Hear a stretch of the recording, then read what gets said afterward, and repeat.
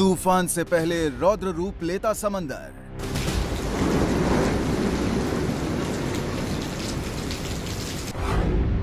तूफान की आहट के साथ आफत की बारिश।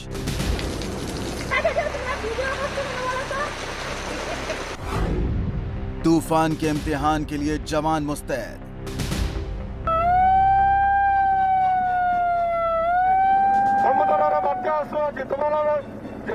को चली जाओ।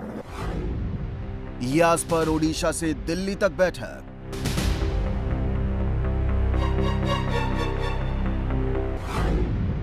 कोरोना काल में एक और परीक्षा।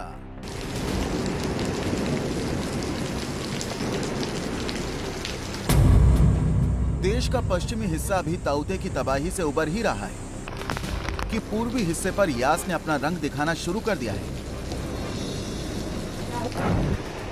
पश्चिमी बंगाल की खाड़ी में बन रहे गहरे दबाव का क्षेत्र अब यास चक्रवाती तूफान में बदल गया है। धीरे धीरे यास की धार तेज हो रही है। ओडिशा, पश्चिम बंगाल के कई हिस्सों में बारिश और तेज हवाएं भी शुरू हो गई हैं। मौसम विभाग के मुताबिक आज यास भीषण चक्रवाती तूफान में बदल जाएगा और कल सुबह तक ये अत्यंत गंभीर रूप ले लेगा।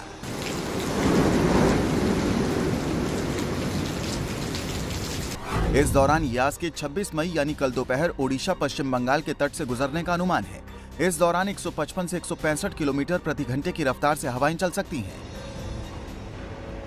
ओडिशा के बालासोर जिले में यास के तट से टकराने की आशंका है। सबसे बड़ी चुनौती यह है कि यास अपनी दिशा भी बदल रहा है। थल सेना, वायुसेना, नौसेना, कोस्ट गार्ड, ओडीआरएफ, राज्य सरकार की जितनी भी टुकड़ियां हैं उन सबको तैनात कर दिया गया है। ये ध्यान में रखा जा रहा है कि मी-17 के करीब 1 दर्जन हेलीकॉप्टर्स हैं।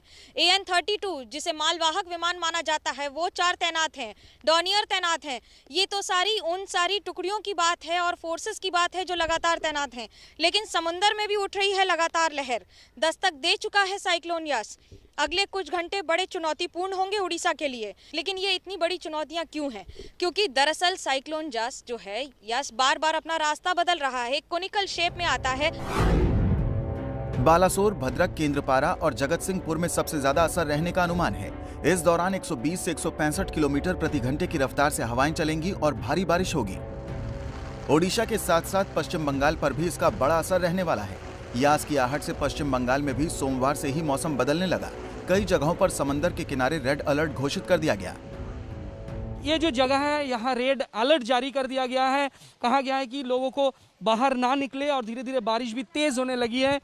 और आज यहाँ 40 से 50 डिग्री, शाम से 40 से 50 किलोमीटर पर आवर यहाँ हवा की गति रहेगी और ये धीरे धीरे बढ़ता रहेगा। और 26 तारीख को ये 90 से 100 किलोमीटर प्रति घंटा और 110 किलोमीटर तक भी पहुंच सकती है हवा की गति।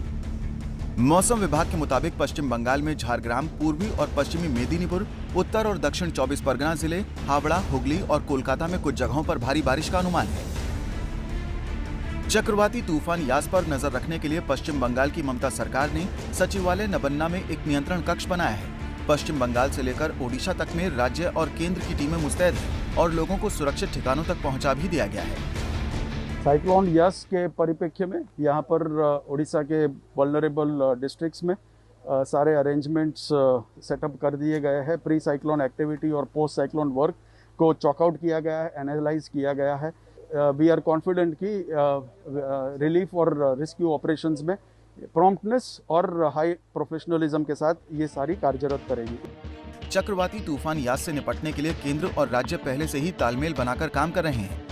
ओडिशा, बंगाल, तमिलनाडु, झारखंड और आंध्र में एनडीआरएफ की 109 टीमें तैनात की गई हैं, जिसमें ओडिशा में एनडीआरएफ की 44 टीमें तैनात हैं और 8 टीम रिजर्व पर हैं। पश्चिम बंगाल में 32 टीमें तैनात हैं और 3 टीमें अलर्ट पर हैं। अभी के समय 100 से ज्यादा एनडीआरएफ की टीमें साइक्लोन यास की ड्यूटी पर लग जाएंगी। इस बार ये प्रचेष्टा है, डीएम लेवल तक भी वार्ता की गई है कि किसी भी जान माल की क्षति ना हो, कम से कम किसी की जान न जाए और 0 कैजुअलिटी का जो टारगेट है हम लोग उसको हासिल कर सके।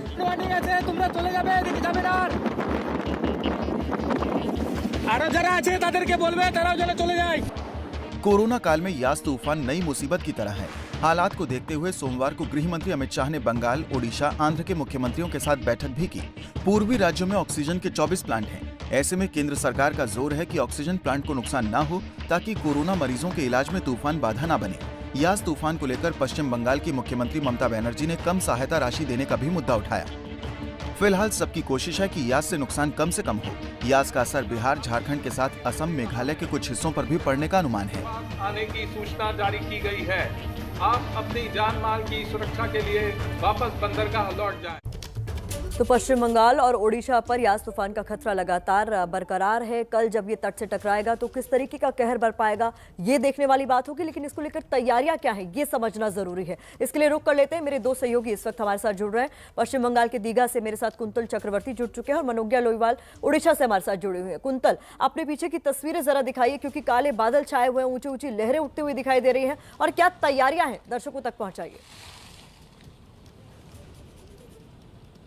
देखिए, केंद्र और राज्य सरकार अच्छा तालमेल बनाकर काम कर रही है और एनडीआरएफ की 5 कंपनी, एसडीआरएफ की 4 कंपनी और साथ ही साथ नौसेना की टीमें भी यहाँ काम कर रही है और 1,10,000 लोगों को यहाँ से सुरक्षित स्थानों पर ले जाया गया है। तटीय इलाकों से सबसे ज़्यादा नुकसान हो सकता है पूर्वी मेदिनीपुर